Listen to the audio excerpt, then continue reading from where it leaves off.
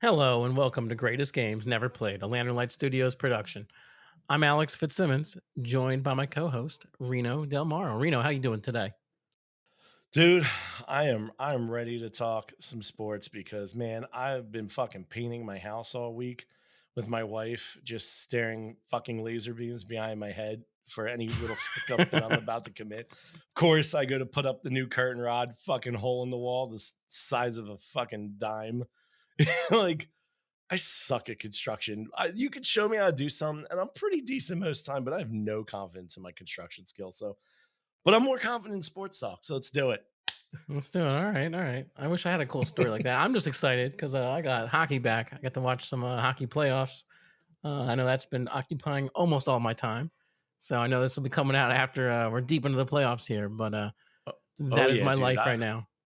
I got the basement TV up finally, down in my dungeon here, and I could work at my normal day job, but sports on the background. Yeah, no, Oh, I oh definitely shit, they probably just heard that. I Strike that, definitely, reverse it. at work, I set up a DVR to record the late games. So when I come in the morning, I can watch the late games too. So I feel you. I Nice. am multitasking at work as well.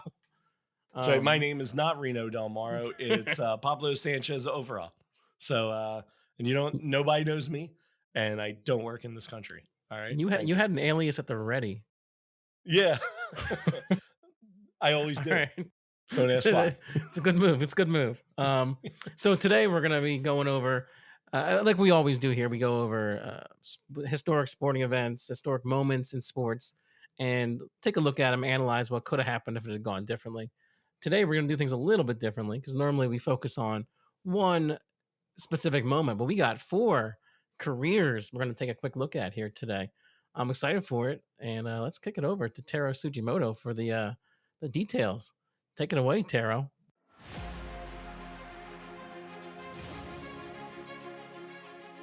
Certain times in history, athletes come along and experience a meteoric rise in their respective sports.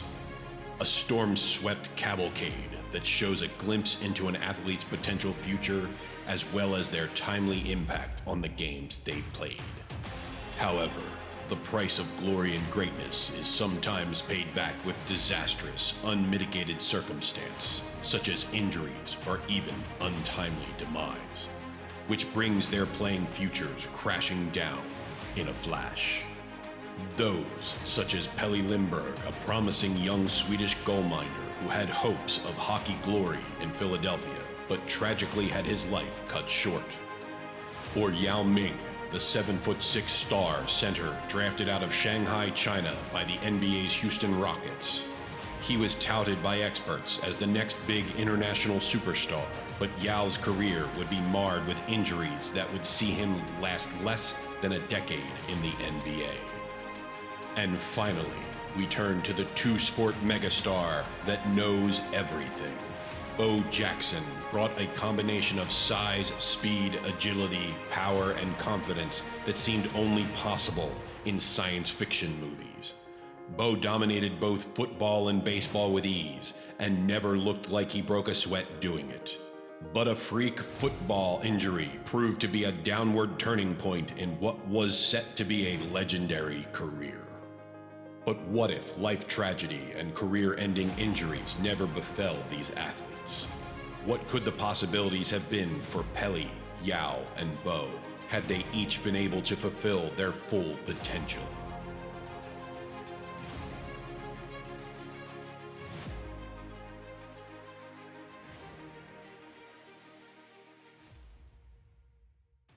All right, Reno. So we're back here. We got four athletes. We're gonna look over at the careers that what could have been. We got some interesting ones here. What do you think about it? Yeah, I love it. All four of these gentlemen are guys you've always heard stories about. Obviously, I think two of them you and I got to see primarily in their prime. We did see a little bit of Doc, but Pelle Lindbergh is always interesting because being from Philadelphia like we are, he's the guy you always hear about, and kind of it's almost like the ghost of Pelle is it's like our Curse of the Bambino with Pelle Lindbergh. So No, I'm really exactly. excited to get into it. I love guys that could have been like it's tragic, but yet glorifying at the same time. Like when you know a guy could have been so much greater, had something not happen to him. It's a shame, but I love these kind of players. Yeah. So we'll get started. We'll kick it off with the guy you mentioned right there, Pelly.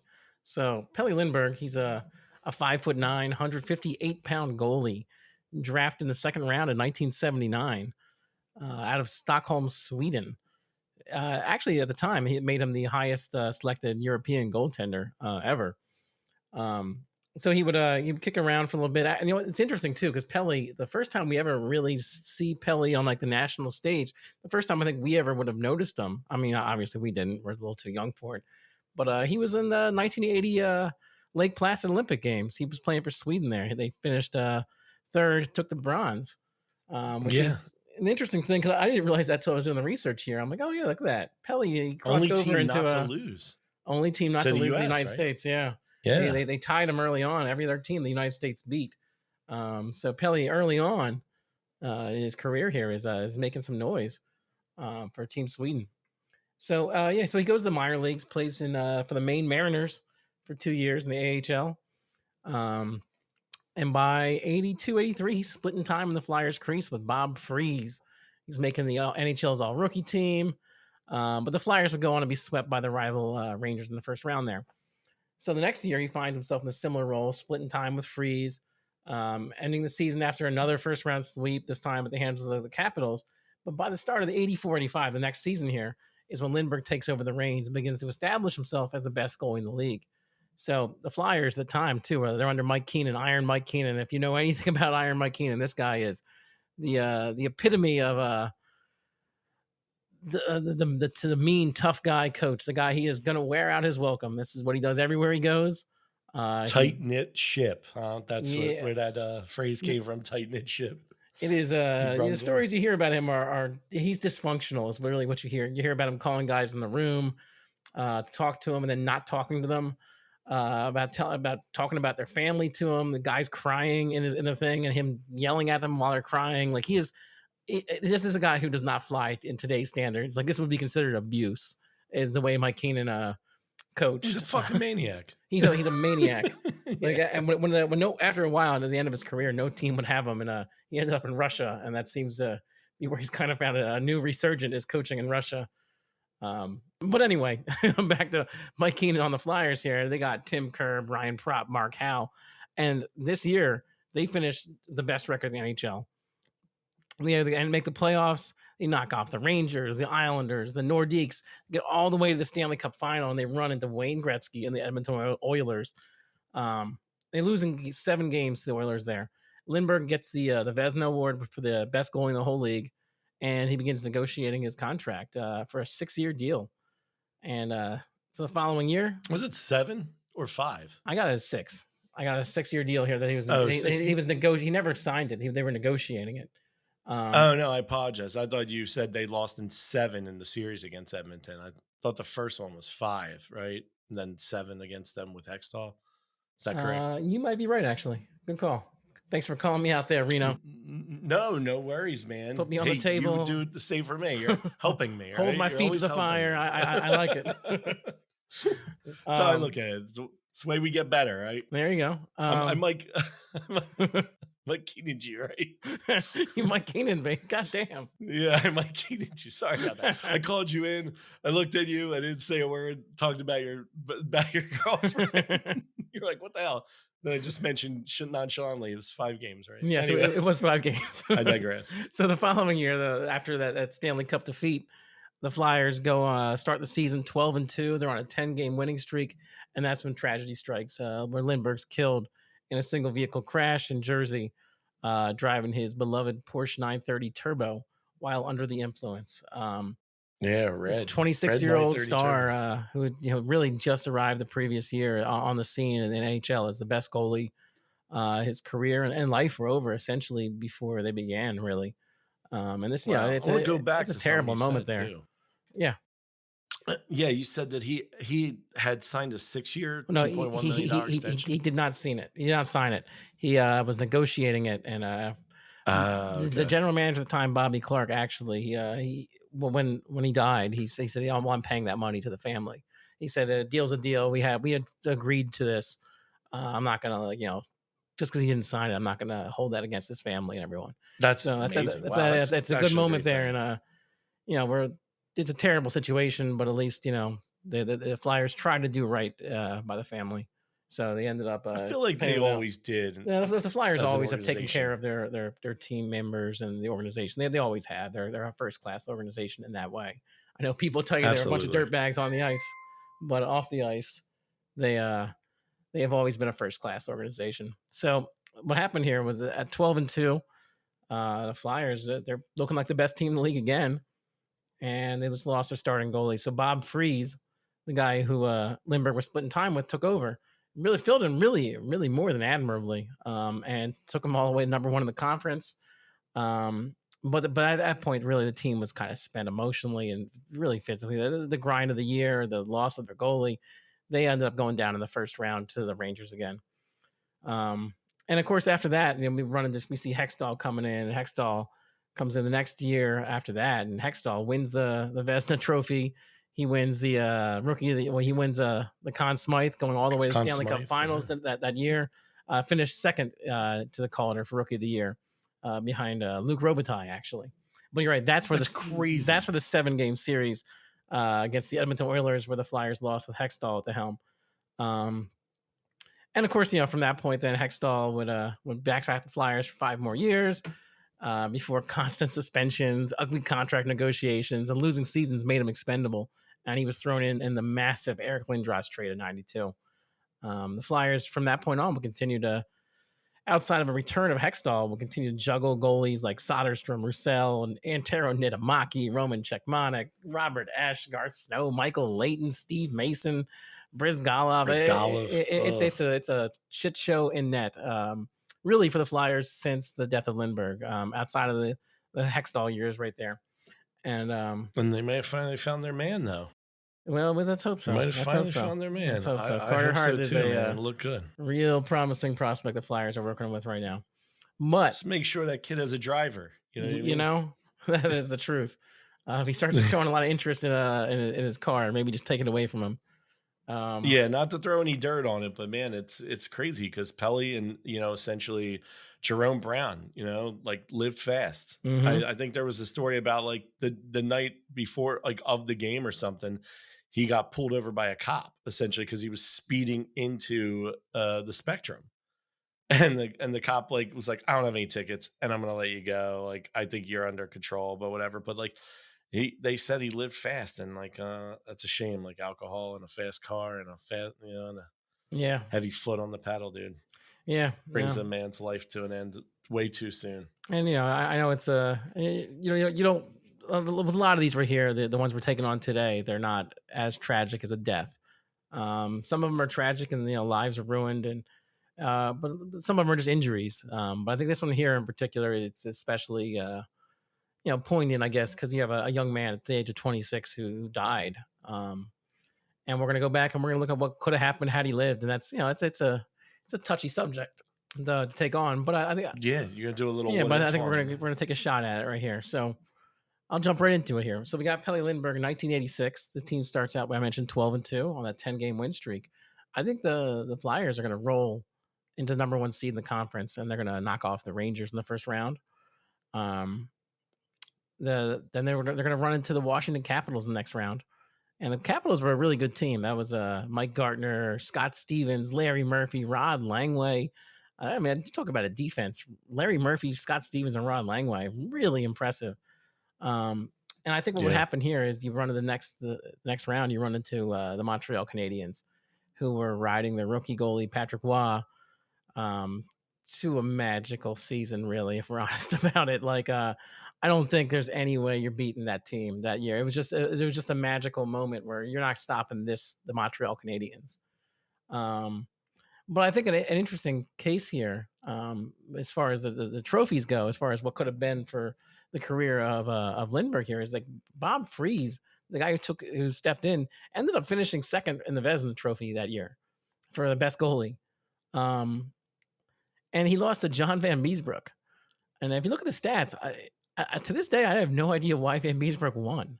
Like, Freeze here has got a better goals against average, significantly too. He's got a 2.55. Van Beesbrook's rocking a 3.32.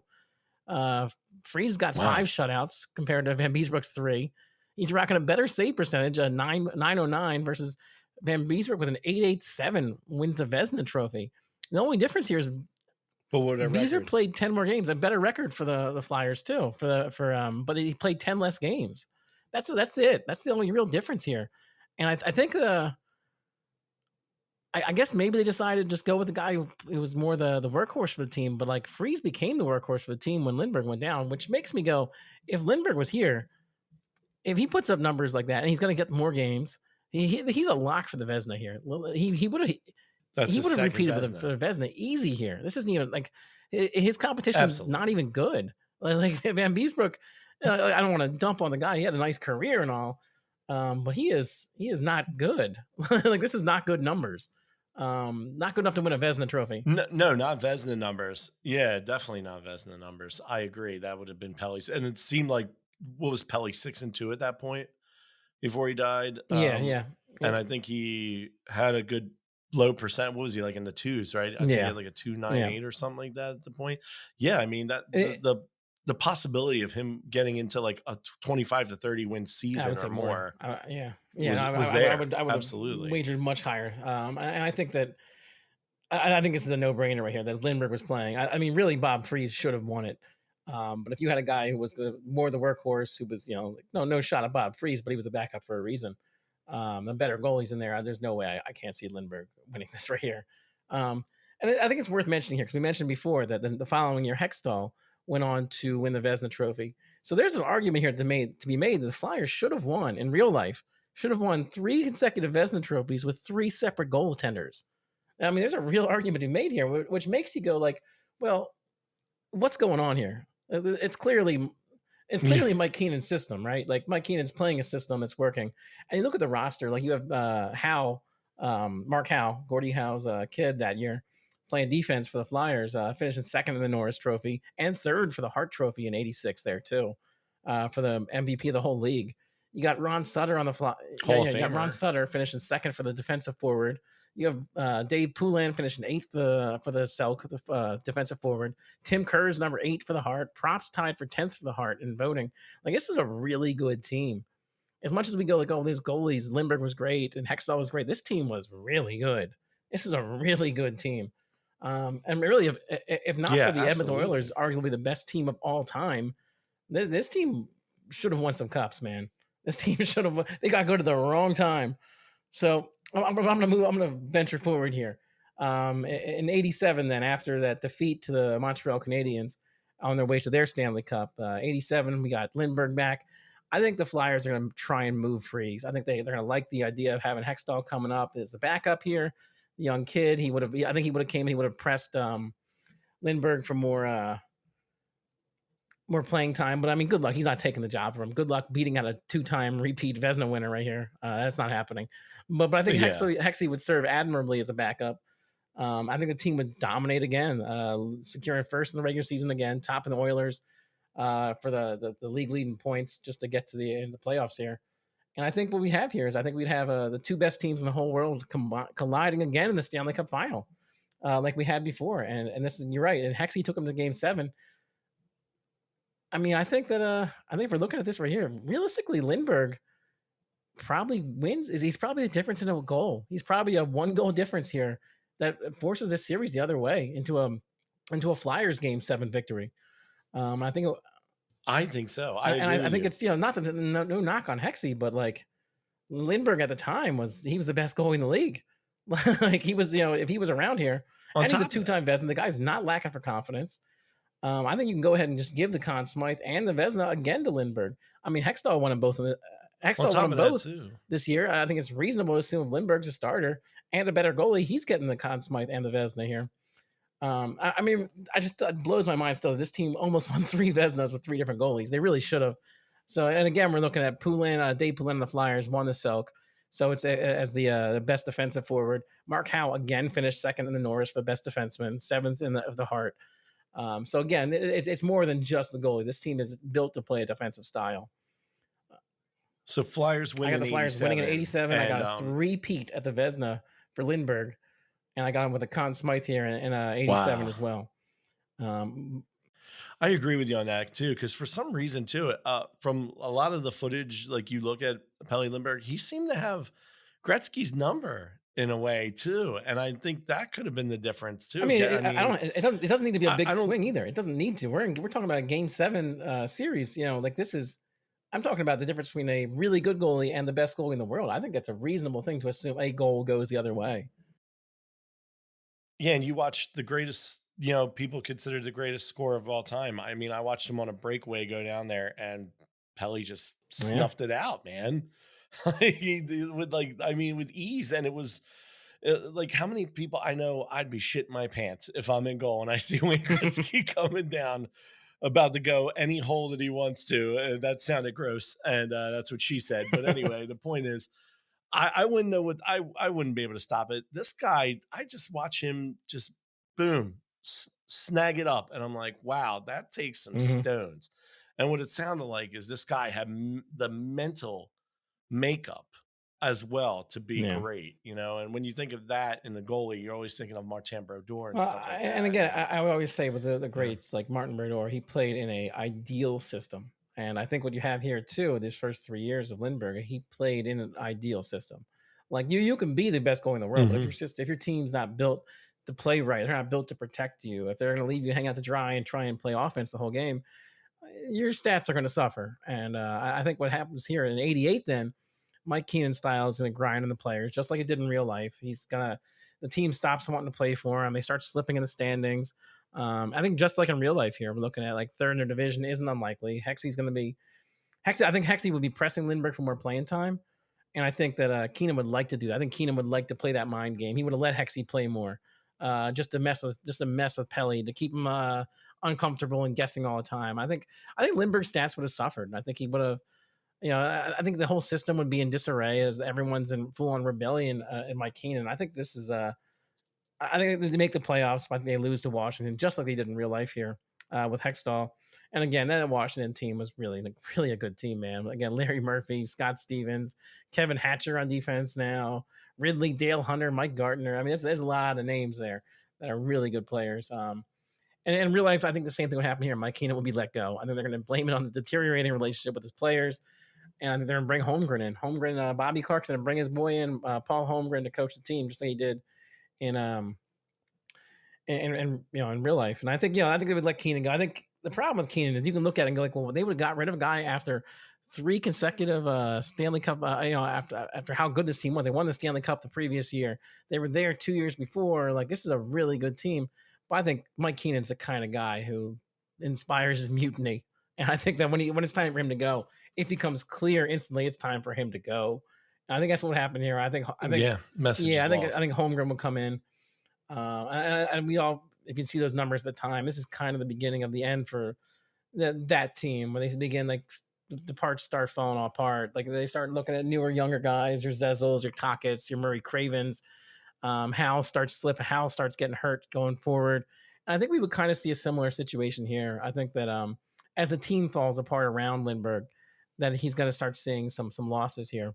But there's some interesting things here. Like in real life, in '89, the Flyers were struggling and they traded their first round pick and they had Calgary's first round pick too to Toronto to lock up a goalie. You know who they got? Ken Reggett. They traded two first round picks for Ken Reggett.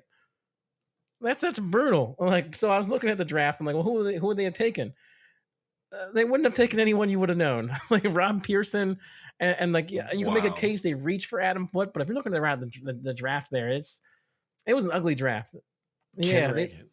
Desperation is a stinky shoot cologne. two first round picks You for Ken Regan while you still have Hextall on your team. Like, man, that was not a good move in real life. So they're not going to make that move here. They're not going to make the move. They have Lindbergh, they have Hextall. They're not making that move. Um, I think they would trade Hextall though. I think you would see the Hextall deal get made. I think Hextall would probably go to Los Angeles. And there was a Kelly Rudy deal around that time where LA traded for Kelly Rudy. And I think it'd be a similar deal to that. And it's, Mark Fitzpatrick, Wayne McBean, Doug Crossman coming back to get Kelly Rudy. I think we'd see a similar deal from LA. I think we would have shipped Hextall out. I think, they would have wanted to go with the guy. I think Holmgren would have trusted the the Vesna winner, and they know there's some value in Hextall based on what he's been doing there. So they got a decent return from him here. But again, I think you have a team that's is struggling still. I think in 1990, you're looking at Holmgren's team backsliding again. I think you're looking at the goaltending being just kind of average. Team scoring is led by Rick Tocchet and Murray Craven. Injuries again affecting Mark Howe.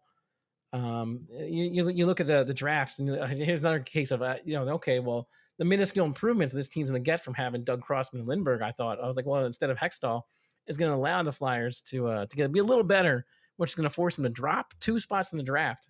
So that year they took Mike Ricci, but now they're going to take Scott Sissons. This guy's a bum. It's getting worse. Well, they got better to get worse. I think you're looking more. Well, hell, I think they would have missed out on who came after Mike Ricci. Wasn't Yager? Was Yager in that draft? Yager may have been in that draft, but didn't Yager go after Ricci at 5, and then Marty Brodeur went 20, right? Yeah, but you wouldn't have reached on Marty Brodeur, and then you would not. They would. No, but they would have dropped 2 spots, so they would drop to 6, and they would have missed out on Ricci, Yager, and they would have ended up with number 6 was Scott Sissons, who really didn't even play. So Ricci's a damn good player. I'm not taking anything away from Ricci. I think when people hear Brodeur and Yager, they ultimately are like, "Oh my goodness!" Like you could add them, but Ricci was no slouch. Like, let's not shit on Ricci was a really good third line player. He's a really good third line player. But yeah, Sissons, that's just an ugly pick, and especially for a team that had 2 first-round picks the previous year because they didn't make that trade for Ken Reggett. Now, and they wasted those 2 picks also. So now we have 2 years of first-round picks just going down the toilet here. I think what you're going to have in 92, though, I think Holmgren's going to get fired a little bit early.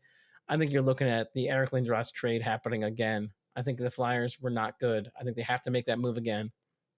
And I think you're shipping Lindbergh out instead of Hextall in this trade. I think you're sending Lindbergh out to Quebec. I think he becomes the expendable guy in this trade that ultimately ends up helping the Quebec Nordiques / Colorado Avalanche win the Stanley Cup with all they gave them. But I think in this case right here, I think Lindbergh.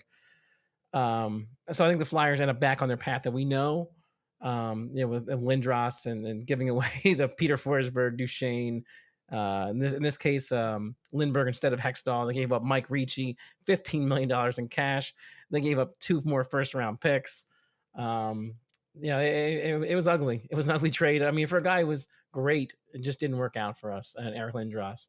But I think what happens now is you have Lindbergh in Quebec. I think he kind of gets the Hextall treatment there. So he has 1 subpar year and then gets traded to the Islanders. I think after 1 year in the Islanders, I think it's not that good. I think he kind of retires at 35. I think what we have here is we have a guy who peaked early and, was great early. But I don't think a 5'9" goalie on bad teams is going to be able to do a whole lot. And that's kind of where I ended up with Lindbergh here. But I would say this, Lindbergh is viewed very favorably by history because he is kind of a trailblazer in that way. He was initially because he mentioned he was the highest drafted European goalie. But I think in this case right here, a 3-time Vezina winner, a Stanley Cup guy, a Conn Smythe. I think he's a trailblazer and a guy who all future European goalies look up to. I think your Hasiks, your Tuukka Rask, your Pekka Rinne, your Mika Kiprusoff, and in particular like a guy like Henrik Lundqvist, who's also from Sweden. I think these guys really look up to the path that Lindbergh blazed for them as one of the first star European goalie in the league. And I think he also ends up in the Hall of Fame, despite his lackluster career. At the end of his career, I think the importance of what he did is weighed into that. The importance of him being the first star European goalie, and the best Swedish goalie of all time. 3 Vezinas, and a Stanley Cup. I think that gets you in there. A Conn Smythe. And that's what I got for Lindbergh. What, you got any thoughts on that? Wow, yeah, I was going to ask you about that because, what was his style? Was he a hybrid goalie? Was he a butterfly? Well, he was not. He was not a butterfly. He was more of a stand-up, is what they say. Again, I wasn't around to watch him play, but everything I've read about him imply he's more stand-up. But like you said, think about that: 5'9", 158 pounds. I guess obviously, I'm assuming his glove speed, reflexes is what was his advantage because think about it in today's game, right? See a lot of guys have brute size and spacing. You know what I mean? How does smaller, in your estimation, because you've played hockey all growing up, do smaller goalies tend to be better or worse than larger goalies, I mean, historically speaking? I mean, a lot of these guys you I would see say the now are game's big played guys. differently now. And you look back at '80s hockey, and the goaltending doesn't look good. If I'm honest about it, it doesn't look good. The guy Yeah, that's well, they scored a ton in the 80s, they didn't they? It scored was like, a they scored a wasn't it ton like in the '80s, is a real right. high scoring But league? I think bigger goalies are harder to score, and I think there's less movement required. I think they can play their angles, they can take up more net, and just box you out with math. You know what I mean? They're going to play the angle. They're going to get big. They're going to take away the bottom of the net with the butterfly style. That's what Goaltending I has would gotten ultimately smarter and think. ergo has gotten better. And I think that's Lindbergh is essentially crossing over. If he had played his whole career, I think he would have crossed over into an era that began the goaltending position began to change, and that's why I had a hard time seeing him be this dominant goalie for over time throughout his career. I think early on when he was the best goalie in the league, I think this is and playing for one of the best teams in the league. I think this is his moment to strike. But I think overall, I think he ends up kind of being an undersized guy who watches the butterfly come in with Patrick Waugh, who watches the game kind of change around him. Your Martin Brodeur come in and all these guys who start playing a more angle style game, more butterfly, and they're big. I think I think he becomes just he's there a little too late to have that. He ends up becoming an average goalie Yeah, I later would in his say career. it's more than later in his career. I think after his 3 Vezina trophies, it starts all kind of winding down. I So they never build around him essentially. Like guys get hurt and then they never build and, around him earlier and, or they and don't I make think the he right benefited by being decisions. on a team that was that good. The mid '80s Flyers team was that good. That team was really an incredible team. What was the hype surrounding him at the time? Like when he came out, when he was drafted and when he came out, like was he viewed like No, throughout he the was whole league he as was not viewed as a guy who can't miss prospect, all that kind of stuff. He wasn't. okay? I wasn't sure like a I Marty mean, Brodeur or anything people like thought that. highly of him, but there was also a disrespect for European players at the time too, where everyone's like, yeah, oh, they're gonna play goalie, yeah, right, get out of here. So the Flyers taking a chance on a European goalie in the first place was kind of what they did. When they took him as high as they did, it was definitely viewed as taking a shot at a guy who was doing very well for Sweden. But is he a North American style goalie? Can he stop? Can he play goalie here? And he proved he could. He proved he could, and he's in this situation here. He went on to have a really nice career. But again, surrounded by a lot of talent, and thus, if he gets, in the later part of the '80s, in the latter part of the '80s and early '90s, when the Flyers kind of went downhill Hmm. due to a lot of injuries and mismanagement and stuff like that, he wouldn't have had that talent in front of him, and it probably would have affected his play. I totally get that. So he was the first goalie to ever bring a water bottle out. Nice, huh? Really, look at that! You're hitting me with Yeah. facts I didn't know. Yeah, apparently he was the first goalie to ever do it, and the NHL was pissed about it. Like they weren't happy, but he had a dehydration problem, so he like fought for it, and then now you see every goalie bring out a water bottle. Huh? Also, he was the first athlete to be voted posthumously into an All-Star game. The only other athlete ever voted into another game was Sean Taylor in the Pro Yeah, Bowl in 2008. That was the only guy since. So he was the first. Yeah, they voted Pelly into the All Star game. I heard that year, and yeah, and so obviously here's a question the for you. Flyers give a Pelle Lindbergh Award every year in honor of the most improved player on their team. Just a little award they give on their own team. Yeah, absolutely. You did answer my question about. I was wondering, if he had a second crack at Edmonton in '87, do you think he would have beat him? And you said yes because he would have been slightly better than Hextall, who crazy enough in his rookie season. This is why I always think they should wait till after the entire season is over to start doing voting on anything because I think it's ridiculous that Hextall wins the Vesna and the Conn Smythe as a rookie, but doesn't get Rookie of the Year and finishes Yeah, second, like you said, the Luke Robitaille. It's a little. I mean, I get if Luke Robitaille's numbers and Hextall was, I don't know, at any point kind of I, maybe sharing some time in the net, but God, it makes you think like, oh man, how'd he not get Rookie of the Year? I would say it is odd he didn't get Rookie of the Year, but then again, it's tough to complain when you just won the best goal in the league award and you're in the Stanley Cup Finals getting the playoff MVP award. It's tough to really complain too much, like if you didn't get I the Rookie agree. of the Year. But I agree, it is strange you would see a guy be judged the best at his position. Also, you're not the best rookie in the whole league. Um, but So but the truth is, Lou Robitaille ends up becoming arguably the best left wing of all time. So there's Yeah. a legit case to say, hey, Oh yeah, he's give something sick to Luke player, Robitaille. He's a Hall of Famer historically also. credible player. So here's a question for you: no one has worn number 31 since Pelle's death. This is true. Do you think they'll ever In retire on the it? Like, Flyers, why not just retire it? Yeah, on the Flyers. I mean, yeah. Do you think they'll ever retire it? The Flyers will retire the number. I don't get why I, they haven't at this point. I don't think they need to. I don't think they need to. I think it's just one of those things that they just go, hey, it's more of an honor because he didn't. Because He's he number. never reached heights like a Bernie Yeah, Perron his or I Howe think or any of they those saved the guys. But retirement for the numbers for things you did on the ice, and like really, he didn't do enough. His career wasn't long enough to do enough on the ice to merit his yeah. number being retired. But I think the honor, the what happened there, and the importance of what he could have been, Bob, I just said, hey, don't wear his number. So we were talking before a while back because I just love to talk, have your hockey mind at work. You know what I mean? And I always used to joke about like whenever anyone scored a goal on me in hockey or whatever, I'd always say Hextall because I remember the latter portion of Hextall's career when he kind of came back, and even though he had one or two good years when he did come back with the Flyers in the early '90s, I remember a lot of goals going in on him at some point, right? So we always joke, but funny enough, like looking at it, right now, Lindbergh, obviously, you got to give him the fact that he only played 157 games and he only really played 4 years and a couple games, or not even. It was like 3 years and 16 games. But so Lindbergh posts a 3.30 goals against and a .887 save percentage throughout his career. Now that's not considered elite by today's By standards, today's you know what I mean? standards, yeah, But in the '80s when they were scoring a ton of goals, they're that's strong very good. numbers, Yeah, right? that's very good He numbers. also Yeah, finished with 87 wins in those seasons, and he had a 40 win season in what 84, I think, right? hmm So, but I think Hextall might not get enough respect. I mean, Hextall ended his career 13 seasons. He had a 2.98 goals against and a .895 save percentage. I think that I have to apologize to Mr. Ron Hextall. All right, Ron you were Hextall. great. Ron Hextall was a very and Ron Hextall is a fun goalie. I like to just talk about, but I digress because I could talk about Ron Hextall for hours because I think he's one of the more interesting characters to ever come out of the NHL, especially in net, which is full of interesting characters.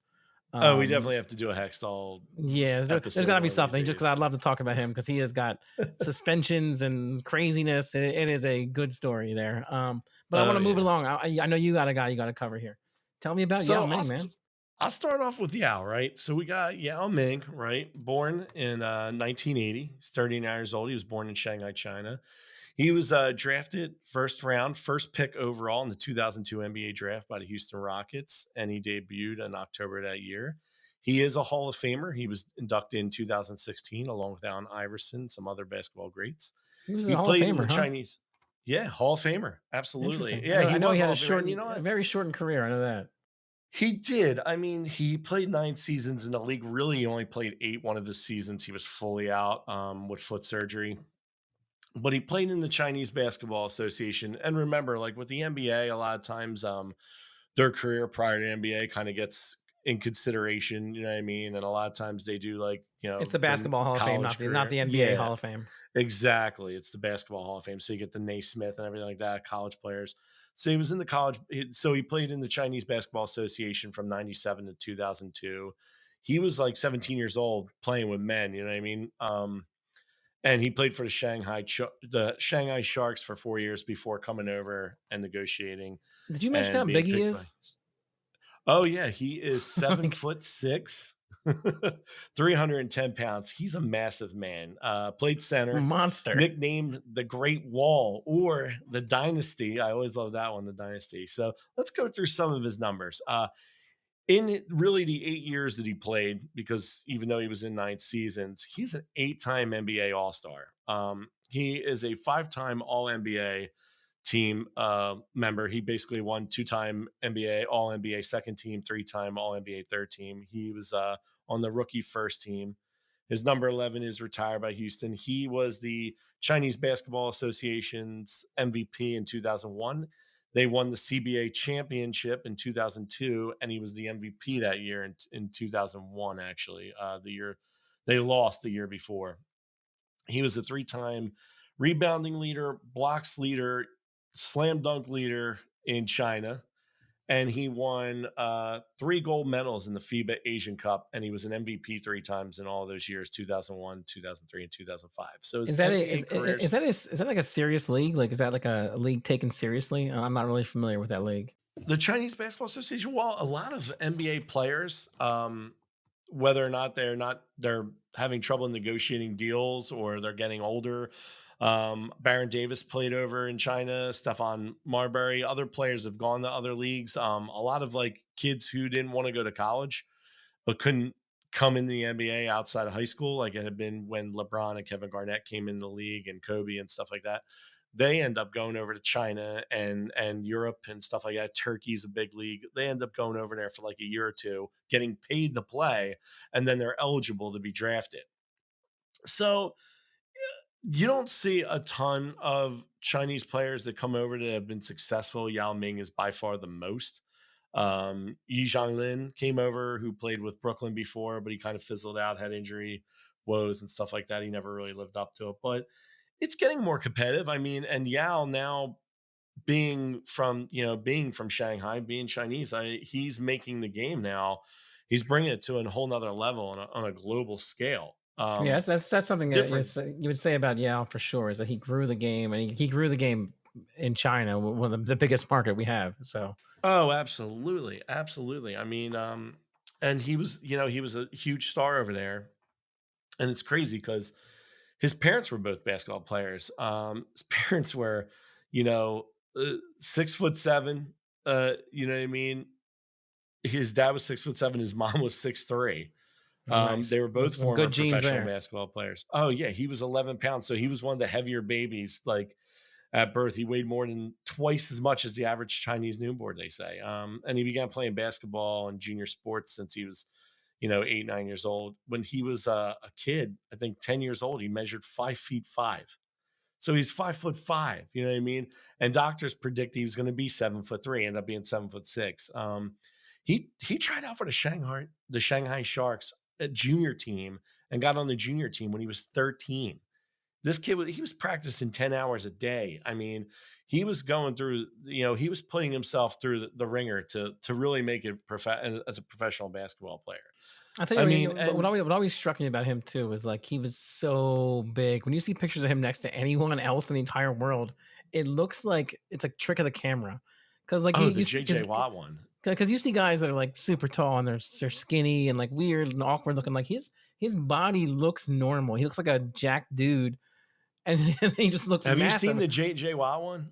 I don't know Oh if I my God. have. JJ Watt is next to him. JJ Watt's like 6'6", 295, easy, maybe even big, a giant man. Like he is big man. And Yao Ming made him look like a child. Yeah, Like it's crazy. it always looked to me like, again, like I said, like a trick of the camera. Every time you see him, I'm like, that's not a real thing, is it? Like he doesn't look Yeah. like a real person. It's too big. Yeah, I mean, it's crazy, but I mean, and he was incredible. I mean, he was a natural born athlete. I mean, I know he didn't have that kind of speed and agility and athleticism that somebody like a Joel Embiid of his size has, or a Giannis or anything like that. But what he did have, he had great footwork, and he actually had a good floater. He had good touch at the rim. He had a good chip shot, a 15-footer, an 18-footer. He was actually smart defensively. I mean, he would lure people into where he could get blocks. He would block from behind. He was actually a much more skilled player than he came off, and it's a shame because like he had a ton of injuries, ankle, foot, back injuries. The foot primarily. I mean, there was even a point where he had foot surgery before he came to I think when he was like 17 or 18 when he was playing for the Shanghai Sharks, and he said like it literally took off like 4 inches from his vertical. Um, so yeah, it's crazy because he was actually pressured to come in the NBA in 1999 by the deputy general manager of the Shanghai Sharks, and he was going to sign like with sports agency and all this stuff. He and the American attention on Yao really grew. And the Chinese authorities took interest and noticed it, and that's when they start like kind of pushing him towards going to the United States. But they were also trying to get him to turn over half of his NBA earnings to the government, which was crazy, as well as endorsements and other things in his salary. But Yeah, he wanted to go over to the NBA because Wang Zhizhi, I think that's how it's pronounced, was one of his competitors that played on the Bai Rockets, who was probably at the time considered the best Chinese basketball player. And it was the guy that kept Yao from winning championships. Well, Wang Zhizhi ends up coming over to the United States to play in the NBA before Yao to like very little, fanfare. And that's when Uh, Yao goes on to win his first I Chinese don't remember Basketball this guy at Association all. title. Wang Zhizhi. I don't even remember this guy at all. Yeah.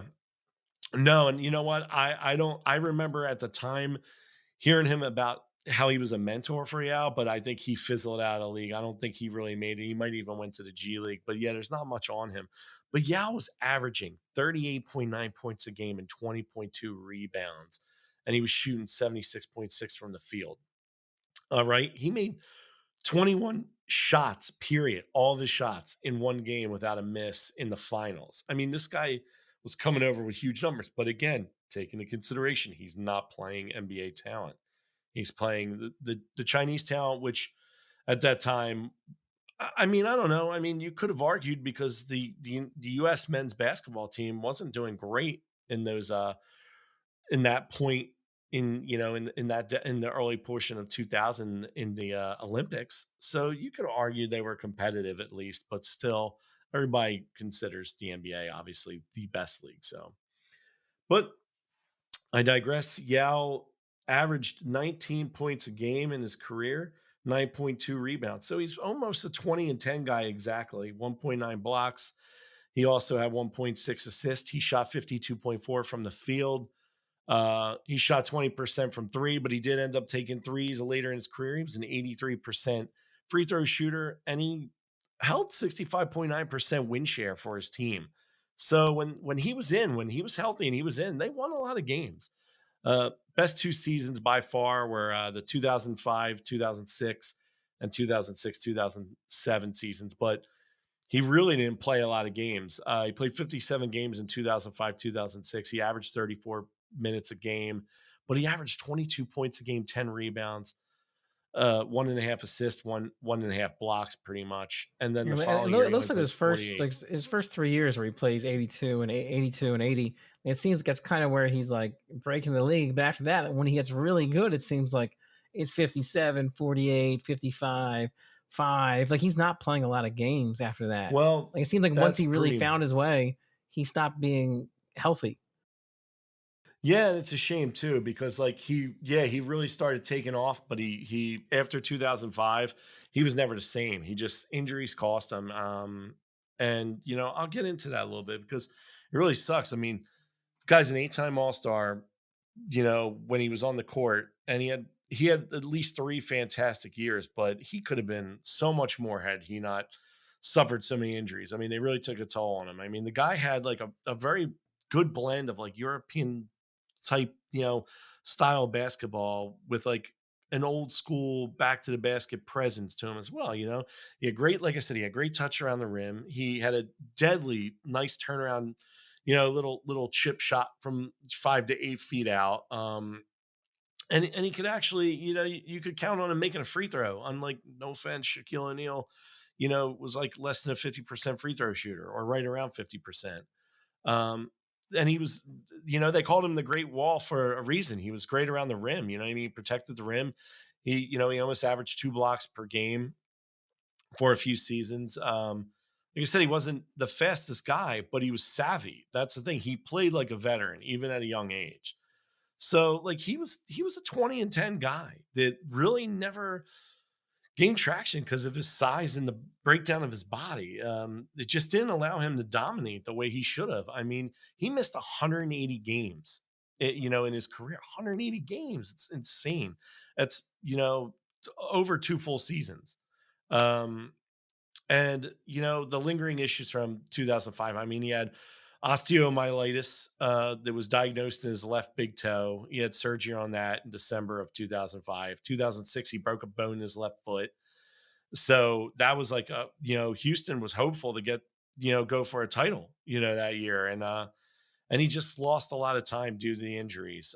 Then he had a stress fracture in his left ankle. He had back injuries. I mean, it was always a fear that the latest injury would be the final blow to his career. And it really was. In his last season in 2010, he tried to come back, and he played in 5 games. He didn't play at all in 2009, 2010. And then he tried to make a comeback and he played in 5 games, and that was basically it. He called it a career. Um, So but I guess the question is, what happens if he's able to stay healthy then? Well, that's the thing. I got like an interesting take on it because I'm going to compare him to some other big men. Because let's face it, we love doing comparisons here. We love taking people of different eras and in different positions and stuff like that.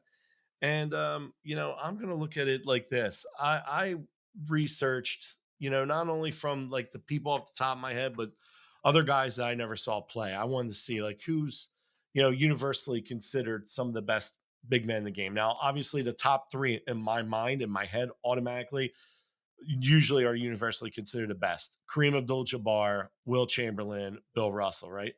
So I eliminate them from this because their numbers were out of control. I mean, Abdul-Jabbar averaged like 24 points a game, like 17 rebounds, 18 rebounds. Will Chamberlain had like 20 rebounds. He averaged like 26 in his career. I mean, the guy at one point had 50, I think, for a season. He averaged 50 points. It was insane.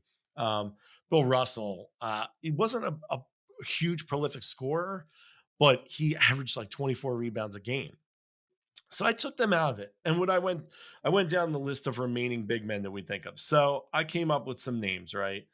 And so you're gonna go with Shaquille O'Neal. I got Hakeem Olajuwon, Moses Malone, David Robinson, Patrick Ewing, a guy that I've never seen but had great numbers. So I put him George Mikan. Um, and then Bill Walton, another guy who's interesting because, like Yao, um, didn't missed a lot of time. Played 14 seasons technically, but he only really played 10, and 4 of them were fully, like, he was out for the year for 4 full seasons. And he had horrible foot problems as well. And then I got Yao in here. So I'm going to look at it like this from the standpoint, right? That, if Yao stays healthy after missing, I'm going to keep his career going the way it was, but maybe he gets some surgery, maybe he gets some therapies. He does the old TO thing. He starts putting his foot in a, hyperbaric chamber, right? And he ends up I with like say a 15-year career fully, and he plays out 14 seasons. I got him averaging maybe 63 games a season because I don't think he's going to play a full season ever. I think they're going to sit him a lot. I think they're going to try to keep him on reserve and keep him healthy and keep him preserved, period. And I think, you know, the savvy vet that he was, which is funny because, like I said, he was a young guy. He retired when he was 30. Um, he's gonna be savvy. He played like an old man's game with some Euro style.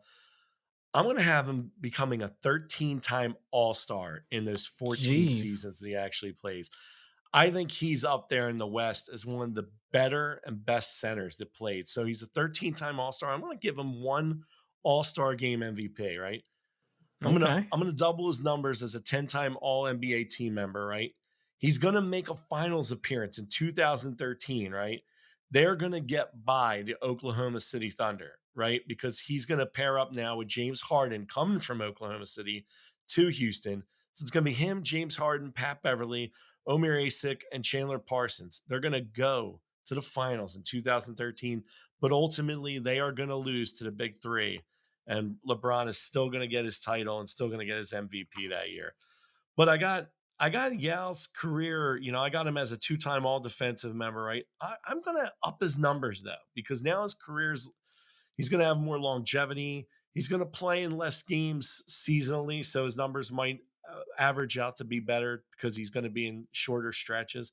But I'm going to have him going up to 22.7 points per game, 10.1 rebounds, 2.1 assists, 2.4 blocks because I think his defense gets even better as he gets older. I'm going to up his free throws to 89.9. I'm Hmm. going to actually have him start jacking some threes because he's going to see the game changing a Really? little bit.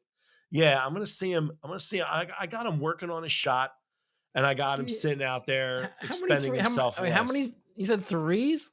33.1% from 3-point. I'm going to have him get up to 33% shooting from three. He's not going to take a ton, but he's going to be effective when he does. He's going to stretch the floor a little bit more with his size. I mean, And then he's going to how many average. 3-pointers has this guy taken his whole career? Oh, he Like actually took 5? some. Like, So if you look at his 3-point percentage throughout his career, right? He was, look I like mean, he he's- took like two, maybe one season, and now. I think you might want to rethink that last number there. Listen, man, I people gotta gotta hold you. listen. I'm holding your feet to the fire now, Reno. Well, listen, he was Tables at have turned, 20%. He was at 20% for his career, right? He was a 20% 3-point shooter for his career. I'm telling you, he's going to see the game changing. Because he shot 500 in his first year, and then he made all of his shots in 2008, 2009. He had no other three-pointer attempts the rest of his career. They're gonna bring some other guys in to play with him, play at the 4, play at the 5. He's gonna spot start with another 5. Somebody's gonna have to stretch. I think he works on his, like I said, he was a good mid-range shooter. He had a good mid-range jumper. You know what? They're gonna see he's got a good stroke. And I think he's gonna start shooting more threes. He's not gonna shoot a ton. He's not gonna be this isn't Steph Curry. But I think he's going to get up in the 30s in his 3-point average. And I think he's going to up his field goal percentage to 56.9. So looking at some of the numbers of some other players, right? I mean, Shaq played 20 seasons. He's an MVP, 3-time finals MVP, 15-time All-Star, 4 titles, all that stuff. Shaq averaged 23.7 and 10. Hakeem, 1-time MVP, 2 finals MVPs, 12-time All-Star, right? He was 21 and 11. Moses, 3-time MVP, 1 title, 8-time All-NBA, 12-time All-Star, 20 and 12, right? David Robinson, 21-10. This is where I start with Yal's new numbers. I'm like, okay, now Pat Ewing, 21 points per game, 9.8 rebounds. He's an 11-time All-Star, 7-time All-NBA, 2.4 blocks, Rookie of the Year, but no titles for Patrick Ewing in 17 seasons, right? Again, Mike never played in the NBA. He played in the NBL and the BAA. He did win 7 titles, and he only played like 7 seasons, but he had 20, 23 and 13. But they said he kind of fizzled out towards the end because once there was more athletic players, he was kind of an oaf that just like dominated the glass. But Bill Walton is always interesting because he's a 1-time MVP. He's a finals MVP. He's got 2 titles, but he was only a 2-time All-Star and a 2-time All-NBA. He 13.3 points per game and 10.5 for Bill Walton, but he had 3.4 assists. The guy had great vision and he had good hands. He can make a stiff, sick pass, and he has a good blocker. But I got Yao jumping up into the top 10, and I got him bumping out some people. I got him dropping, either George Mikan or Bill Walton out of the top 10 altogether. And I got him bumping Patrick Ewing back to 9. And I got Yao as the number 8 all-time best center in the NBA with future numbers. Had he had a 14-year career. I think his game, he was one of the first big men who had, who mixed a little back to the basket, old school style, good footwork with European style shiftiness and shooting. Again, he doesn't have the athleticism of an Embiid, but he certainly has the savvy and the moxie and like kind of, he's got NBA intelligence. And for all intents and purposes, for a guy whose first language was in English, they said he was a great communicator out there, good general. So, yeah, I think Yao could have easily been in the top 10 had he had a full career. I think he was cut down in his prime. I think he suffers from what a lot of guys that size suffer from, and it's chronic foot, ankle, and leg injuries. And it sucks because he really was an efficient scorer, and he was a good blocker, and he protected the glass. And he just unfortunately never was paired with anybody. He never really got paired together with a great team. Had he played with James Harden, that could have been the big man that Harden needed to his, shooting style, his offensive style, to really help that team get over the hump and at least make a finals run, Yeah. So in your situation here, he never ends up winning a finals, but he ends up as one of the best big men of all time. Yeah, never wins a title, but ends up as the 8th greatest big man of all time. I like it. So I think more skilled than Shaq, but doesn't have the numbers. I think I agree with everything you said here, with the exception of his 3-pointers. I had to get a little crazy. All right, I had to, but the man took 10 3-point attempts his entire career. Hey, Hey, he made a lot of them though. All right, He he was made like two. six He for made 10. two All of right, them. He made two of them. whatever. He made two of them one season, I think. So the point is, I think that I think a guy who could shoot like that from mid range could translate it. Again, though, what hurts him is he doesn't have the athleticism to really be on the outside defensively. That's why he's protecting the Mhm. glass like an old school player. But I I definitely could like have the way you seen him broke it taking down, some though. deeper I do. shots. Yeah, I like the way you broke it down, with the exception of that. We came in here today with plans to do 4 different stories, but I'm getting death threats right now from our producers telling us to wrap it up, B. So what we're gonna do is we're gonna cut one of them out and we're gonna put that guy back into a future episode. And I like to do this again. I think this was kind of cool going over the little shorter stories of what could have been. So I got the research done. I'm gonna save mine, and I'm gonna kick it back to you because I want to All hear right. about the one, the only Bo Jackson. Oh yeah, Tecmo Bo. Bo knows, right? So Mm-hmm. Vincent Edward Jackson, otherwise known as Bo, right? Played primary position for the Los Angeles Raiders. He was the running back. It's funny, he was actually considered a fullback early in his first 2 years of his career. I don't know why they consider him a fullback as a backup to Marcus Allen, but he was born 1962, 6'1", 227 pounds, went to Auburn. Um, he was actually drafted in 86 by the Tampa Bay Buccaneers. Yeah, first However, overall, right? though, yeah, he was drafted first overall by the Tampa Bay Buccaneers in 86. Now, Bo was a multi-sport athlete, as we know. So he played baseball as well. And he was actually favoring baseball over football, but Tampa Bay brought him in. They picked him up on a Learjet. They wanted to show him the sexiness of the NFL and everything that could come with it. So, and they promised him everything was kind of comfy, cozy, and kosher with the NCAA. They talked to him and stuff like that. But they ends up finding out that it wasn't, and the NCAA ends up suspending him his senior year for baseball. Um, Which was his love. He loved baseball. he loved baseball, and he only played a few games his senior year before being suspended. And he held that against Tampa Bay and basically was like, you know what, fuck you, don't even think about drafting me. So they relinquished his rights, and he ended up playing baseball in '86. He went to the Kansas City Royals. We'll come back to the Raiders later, but so he goes and he plays left field for the Kansas City Royals. He was actually drafted by the Yankees in the second round of the '82 junior amateur draft. What could have And been, then man?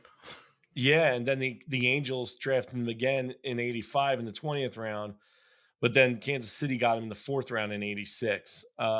His baseball stats were pretty good. He was injured one year. He didn't play in '84, but he had some really good numbers. As a college baseball player, he had a 338 batting average. He had an OPS of 1.195. He hit 70 RBIs, 28 home runs, and he only 90 games. So yeah, Yeah. he was pretty insane. But like I said, he missed most of his senior year because he was ruled ineligible by NCAA, and he believes that the Buccaneers tried to sabotage his baseball career. So Yeah, he is and fucking they may pissed have. off. They probably did there, really. I think that otherwise, what are they doing? Either that team's inept or they were sabotaging him. They were doing one of the two. Yeah, I mean, like he even talked about he increasingly was vocal about like he did not want to play football.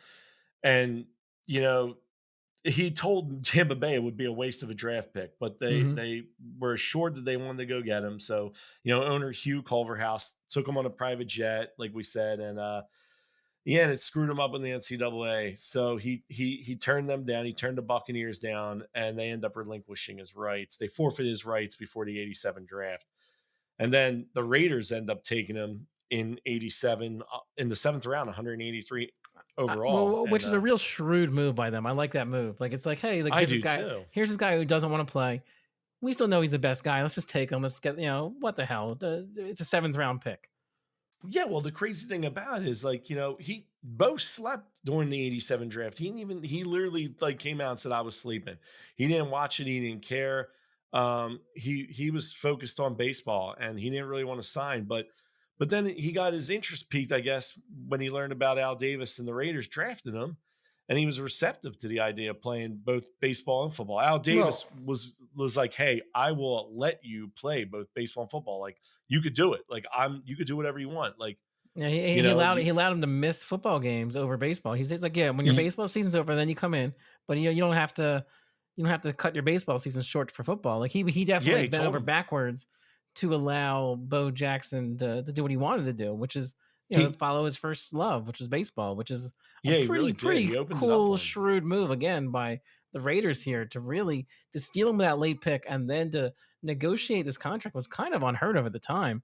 Well, to Oh yeah, allow the guy another to do this, like this was a who lets their guys sit out till week 8 in the regular season? Like who No, I allows agree. And a that player to do that?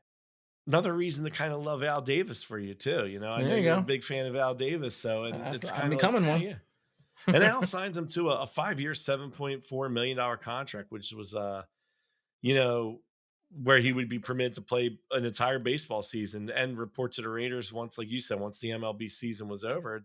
This was the highest salary of any non-quarterback player in NFL history at the time.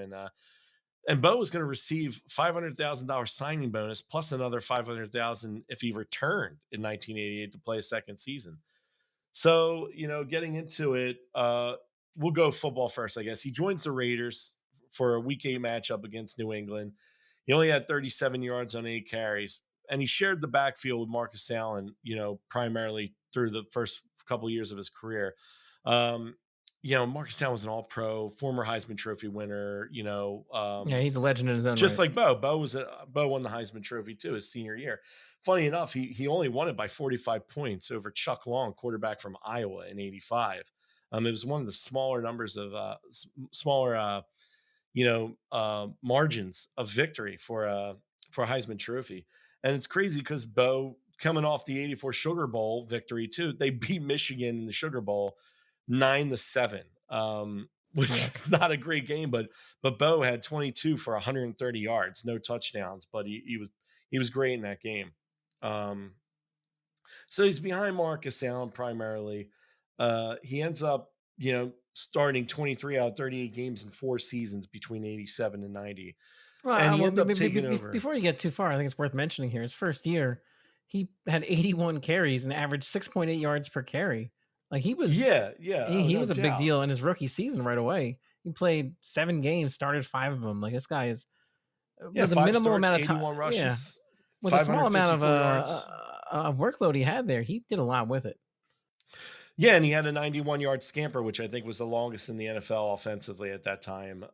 He ends up beating that again in '89 when he had a 92-yarder. But I mean, each year his numbers increasingly got better, except for his last year. But his last year, he actually didn't really. He played in 10 games, but he didn't start in '90.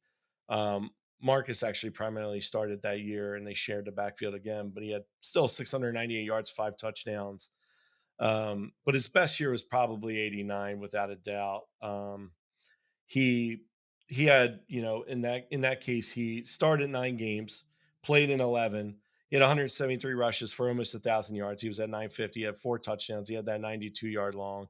I mean, this guy's like averaging. He was like averaging like This 5.4 yards guy per had 9 carry. starts that 1 year and almost hit 1,000 yards. Like that's super Yeah, impressive. it's insane. It's insane. Dude, he literally for a career averaged 5.4 yards a carry. Like that's unheard of. Hmm. Like even some of the top tier running backs throughout their career still only average like around 4.2 to 4.6. This guy had 5 yards a carry. That's just absolutely insane. Um, so obviously his big coming out though, his most notable performance in his rookie season was against the Seahawks, Week 12, Monday Night Football. Prior to that game, we all know Seattle linebacker Brian Bosworth insulted him and talked shit on him and promised the media that that he's going to contain Jackson.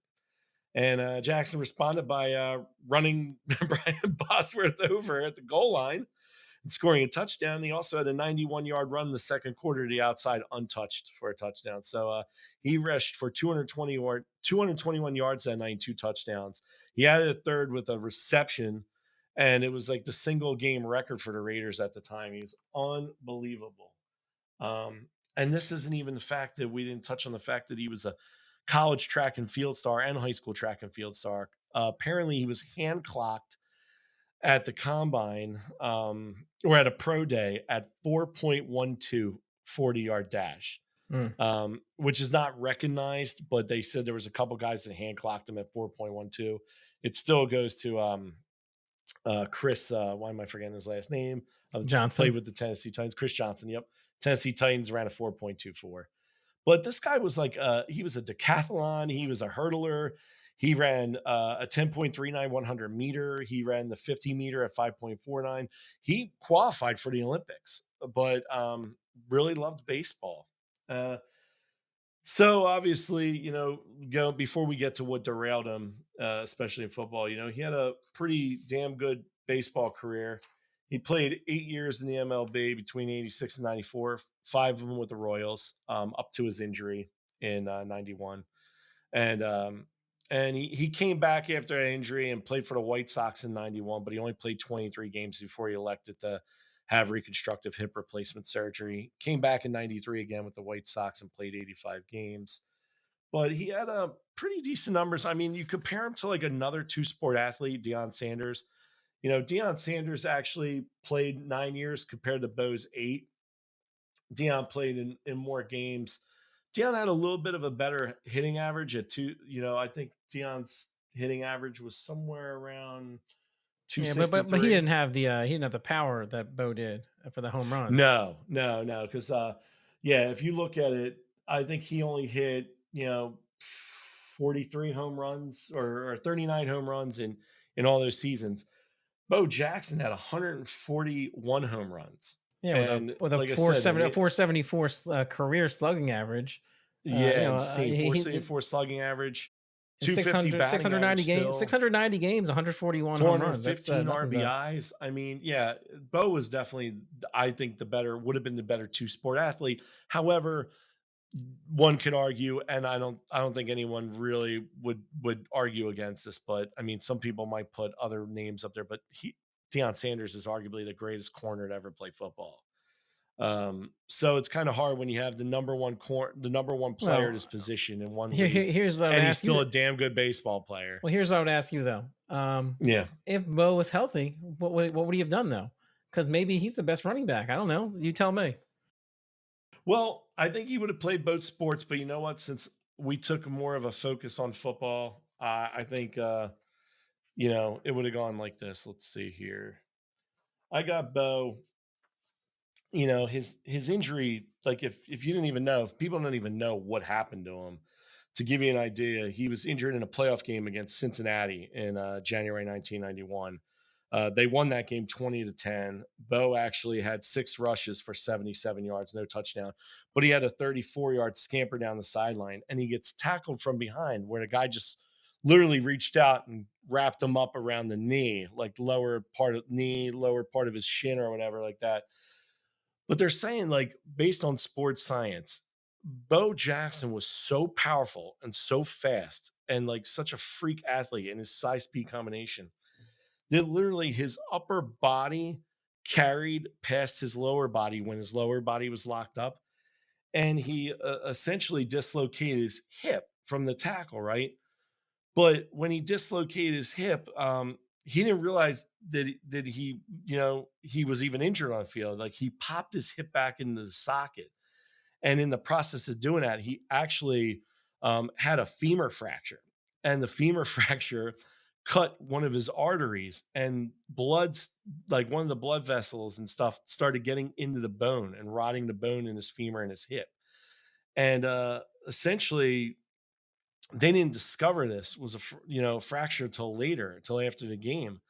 Um, and he was diagnosed a month later with a vascular necrosis of the hip, and he like lost all of his cartilage supporting the hip, and he was forced to retire from football. Unfortunately, he was basically cut down in his prime. Then he was cut from the Royals in spring training because of it, and he came back to play baseball, and he was still a good baseball player, but he was never the same.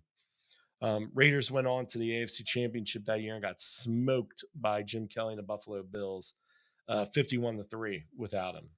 Yeah. So what happens if he's this freak play where he was injured by being too good of an athlete? Is the kind of the way you told it there, right?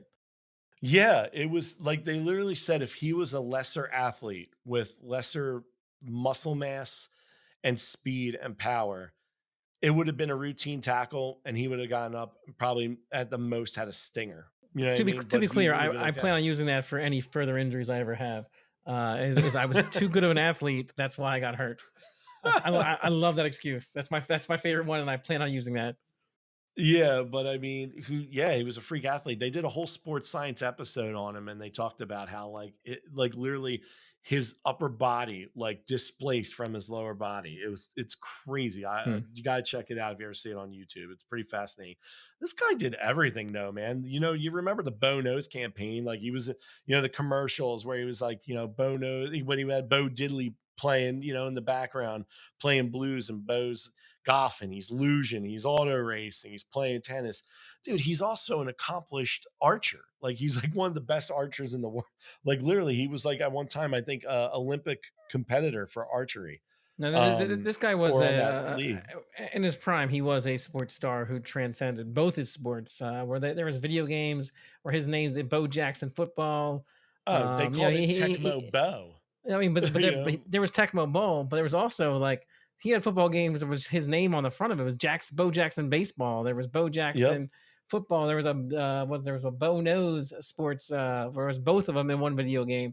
And you're right, the Nike campaign, the Bo Nose, whereas Bo Nose Yeah, Bo baseball, Bo Jackson Nose hit and run. golf, tennis, luge, whatever. And he would in the commercials he would feature him playing different sports and just like Bo can do everything. He's been in He NFL really was Street. this. He was a cartoon character on Pro Stars, or him and Gretzky and Jordan running around fighting We're on Pro crime. Stars on NBC Saturday mornings. Yep, he was on Married with Children. He's been on Diagnosis Murder, Lois and This Clark, guy, which is funny. he transcended both of his sports, Yeah, and he was into like like the this next into great this like star. yeah, he was into this like celebrity figure. Like he was, it's really a unique thing that he did. There's not too many guys who have done that. You know, that's really your Jordans, your LeBrons, your and that might be it. Like the guys who've transcended it and become these like bigger personalities all built around their what they've done on the court, which is Outside of really a not unique being a thing. quarterback, he was Vic before Vic was Vic. Vic was the Yeah. joystick in Madden. He was the first game. I mean, in Tecmo Bowl, like literally, he was considered untackleable. Like people would run all the way back to their goal line with him and then just start over and run the entire gamut. You know what I mean? To go Yeah. score a touchdown, zigging, zagging. So I Yeah, guess I want to get into what happens if he's healthy. Well, what do you see happening to this guy? so you got to think he's sharing the backfield early on in his career with Marcus Allen the first 4 years. He ends up taking over primarily by 89. Marcus Allen's a Hall of Famer. This dude's got some serious accolades too. I mean, Yeah. he was No, he he's won a the Heisman Heisman winner. Trophy. He's He a was a national champion. collegiate Hall of Famer. He's a NFL Hall of Famer. Yeah, he's got everything. Rookie of the year, most valuable player in 85, Super Bowl champion in Super Bowl 18 in the 83-84 season. He was the MVP, Super Bowl MVP. Six-time Pro Bowler, two-time all-teamer, everything. Walter Camp Awards.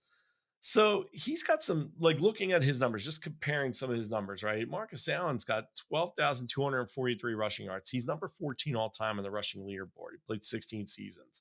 He had 4.1 yards per carry, and he only What is rushed over 1,000 yards 3 years of his career, so what is right? but Bo's coming in near the end of Marcus Allen's career, right? Yes, Marcus Allen had a falling out with Al Davis, ends up leaving to go to Kansas City and actually becomes comeback player of the year. But Marcus Allen, had 123 touchdowns. He had some numbers. So I'm comparing that because he was also a good receiving back as well. Had Bo had a full career, I think Bo would have played at least 12 seasons, right? And I think his career would have been like this. So he shares the backfield through 87 through 90 with Marcus Allen, and he gets his numbers that were there: his 2,782 yards and his 18 touchdowns. But he never gets hurt in that playoff game against Cincinnati. They still go on to lose to Buffalo, but it's a better game. It's a closer game. But Buffalo, I still got Buffalo winning, 35-20. Bo gets a touchdown in there. It's a little bit more competitive than the 51-3 blowout that it was. But I got him playing 8 more seasons and not being injured, right? He's going to take over as the full-time starter with Allen on the outs with Al Davis. Later on in the mid-90s, Napoleon Kaufman's going to come in and be his backup. But Bo's come I down to love be the Napoleon Kaufman too. He was a fun back to watch. He was. I did like Napoleon Kaufman. He was a good scat back style Yeah. player. Um, so I got Bo being the feature back until his retirement, after the 98 season. That year, I think the Broncos went on to win Super Bowl, right? So I got him, averaging 287 rushing attempts a season for the remaining portion of his career. I'm going to give you some numbers. I got him going Wait. hang Hang on. You have him averaging 200 something attempts per year in rushing. 287 rushing attempts per year. He's going to be the full feature back there now. But so is he giving up baseball? I'm saying, yeah, he's not playing in this scenario. He's not. I guess. Well, depends. I mean, I guess I need to consider that a little bit better that he wasn't getting October. I'm fucking you My up guess today, is he's Reno. not. I'm fucking you I'm up. going to say he's not going to get to October in those seasons with the Royals, all right, or Chicago. So he's going to be playing almost full seasons. He's coming in week 1 and 2. He's playing, right? I'm going to have him going 1,498 yards, 1620, 1390, 1401, 1260, 1180, 1,000, and 828 to end his career, right? Total in 11 seasons, right? He's going to have 12,962 yards. And this isn't counting an uptick in receptions for a Bo that might get him to maybe 2,290 yards receiving. He wasn't known for being a pass catching running back. I think the most he ever caught in 1 year was 16 receptions. But total all purpose yards, I got him going up to 15,252 all purpose yards, right? I got Bo becoming an 8-time Pro Bowler, but no Super Bowls. But he's going to be a future NFL Hall of Famer. 12,962 rushing yards puts him at 10th all time on the rushing leaderboard over Tony Dorsett, Jim Brown, Marshall Faulk, Edgerrin James, Marcus Allen, Franco Harris, and Thurman Thomas. Now, to compare some other greats to him, though, Barry Sanders in 10 seasons was a 10-time Pro Bowler with 15,269 yards. He's 4th all time. It just goes to show how special Barry Sanders was. I think Barry Sanders plays a longer career like Emmitt Smith did, 15 season. No one's touching Barry Sanders. He smokes Emmitt Smith's numbers because Emmitt Smith is number 1 all time with 18,355 Played yards. forever. But he was an 8-time Pro Bowler who played for 15 seasons. Yep. Then the next one is sweetness. Walter Payton, 13 seasons, 9-time Pro Bowler, had 16,726 yards. He's 3rd all time, right? So Bo's 15,252 all-purpose yards would put him at 34th on the all-time NFL all-purpose yards career leaders list.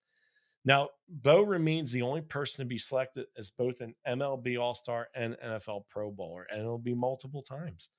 I think he'll still play for the Royals. I don't know if he stays with the Royals. Like I said, we focused on him more as a football player. So my apologies. I digress. But I think he would have been, obviously not being hurt would have upped his numbers and he would have been an even greater baseball player. I mean, you would think that if he only played 8 seasons, had he played even longer with baseball, maybe he plays 16 seasons with baseball. And now you're looking at somebody who's probably looking at the 450 to 500 home run club, possibly. I'll tell you what, Reno, this has got me kind of there. thinking. Like, I want to know more about Bo's baseball and his football career, how they were intertwined. I want to revisit this at one point. No time soon, but I want to come back because I want to dig deep. Maybe Bo deserves his own episode because there's a lot here with Bo. But I appreciate you. I appreciate you hammering the football stuff out because there's a lot there. The guy was clearly great in both sports. So it is a tough one. Like I said, we ran out of time. I had to cut one of our characters out of here today. So I'd like to keep going with we'll put them both together. We'll do another one here.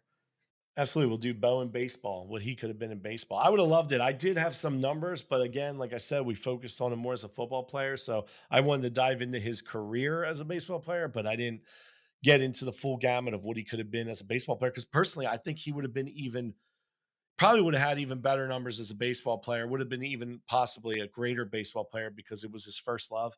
And he even said to this day, had he known the repercussions and the consequences of football and what it does to your body, he would have never played football. And he said that his sons will never play football. He's going to steer them towards basketball and baseball, but he'll never, I mean, ever steer he's them towards football. he's not wrong in a lot of ways. Football did him wrong. It kind of did. Like it wasn't his love. The Tampa Bay Buccaneers messed up his eligibility in baseball in college, and like it ends up ends up with ruining this guy's career. That's one of the greatest athletes of all time. I can see why this guy has no love for the game. I can. It makes sense. Yeah. And he does say he watches it and he still pays attention, but it's definitely, yeah, baseball was his first love. And I think there is a bitterness towards football. And it sucks because he was amazing. I mean, I remember him as a kid. And again, lifelong Eagles fan, to throw that in there like I do every week. But I thought we were I gonna get through wanted this Bo. without I'm it. not gonna lie to you, dude. I wanted that Bo Jackson jersey. Who didn't want number 34? You know what I mean? I think my brother might even had like a black practice jersey. You know what I mean, with no number on it, just or no name on it, just the 34. He was, dude. He was the rage without a doubt. I mean, superstar to another level, and a dual sport one. And I think he could have been even better than like a dual sporter than Deion Sanders. But you just got to give Deion Sanders the longevity thing here if you were comparing them. Yeah, I mean different players, obviously. But Oh yeah, all yeah, right, absolutely. we do got to wrap this thing up here. We've gone a All little right. longer than we meant to. Um, any last words you want to throw out here? I know you got to cover the shout outs and plugs here. Yeah, let's do some shout outs real quick. If you want to support us, go to patreon.com/Night Studios. Support our show and the studio itself. You could support our studios development projects and other Lantern Light podcasts such as Game Johns and Screen Johns. As always, thank you to our current patrons. And a special thank you goes out to the Russell James Johns support group patrons. Those guys are amazing, really take care of us, bread and butter. We love you. If you'd like to just support our show, GGNP, you could do that by going to glow.fm/GGNP. And thank you in advance for any support and love you show us. Thanks to Luke Mullet for the insanely awesome theme music, as always, every week. I'd like to thank Lantern Light Studios for allowing us to do this podcast. Without their support, none of this is happening. Also, like to thank our producer extraordinaire, Anthony Zacola, for always steering us clear and giving us some great feedback and really giving us some good show notes and everything on and off the air and being a great leader here. So thanks, Captain, for steering the ship. Maria Lubanovic, our awesome audio engineer, killing it. Probably going to kill us again for going way over because we can't control ourselves. But thank you for always being a badass and killing it in the editing room. You could reach Alex and me. Really simple. Go to allmylinks.com/GGMP. You'll see our Twitter, our Facebook, our Instagram, our website, any way you could listen to the show, all major platforms. Hit us up. Let us know we could do better. Let us know about those sports moments, or in this case, like this episode today, players that you'd like us to talk about. Also, visit lanternlightstudios.com for more information about our show and our other podcasts. Game Johns with Mitch, Jack, and Riley, Screen Johns with Savannah and Maria. Awesome shows. Highly recommend it. Please check them out if you haven't already.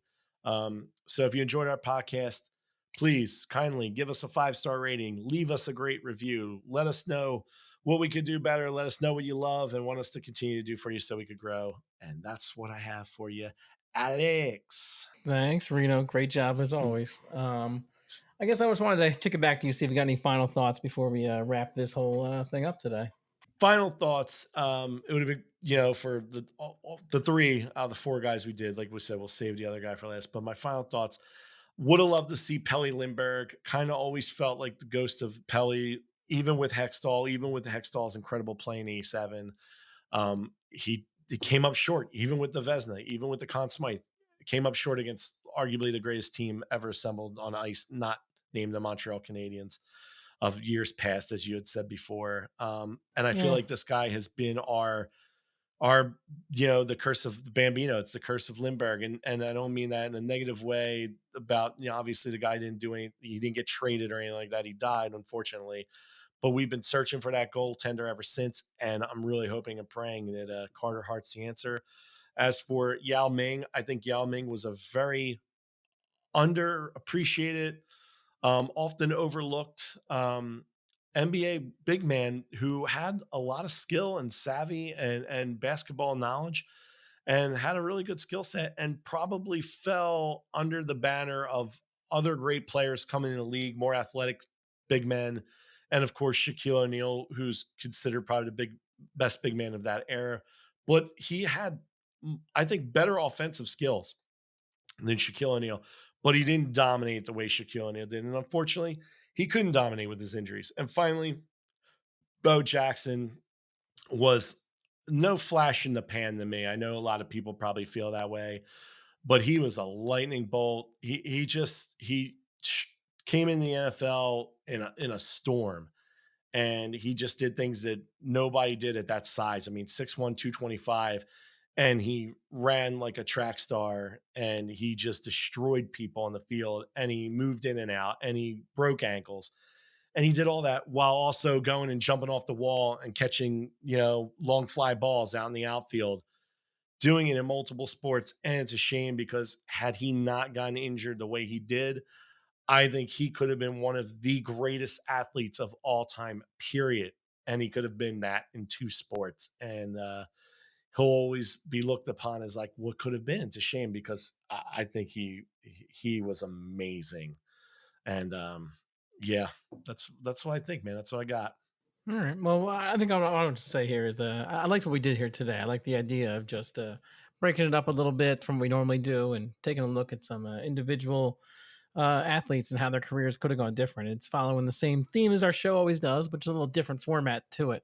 I think we'd like to do something like this a little more often going forward. I had a good time with it. We'll work on timing it better since we clearly need some work on that. We are a little Hey, long-winded, Reno. I agree with all of those sentiments. I agree with every point you made. I mean, But yeah, yeah, no, I had fun with this. I had a good time with it, and if you need me, I'll be out here throwing down threes like I'm Yao Ming. Oh, But listen, I this had has to come been up with this has some been crazy. another greatest Listen, game usually never do. played. No, it's Oh, over, whatever. Reno. This has been Whatever. a You and your greatest Bill game Belichick never love. played.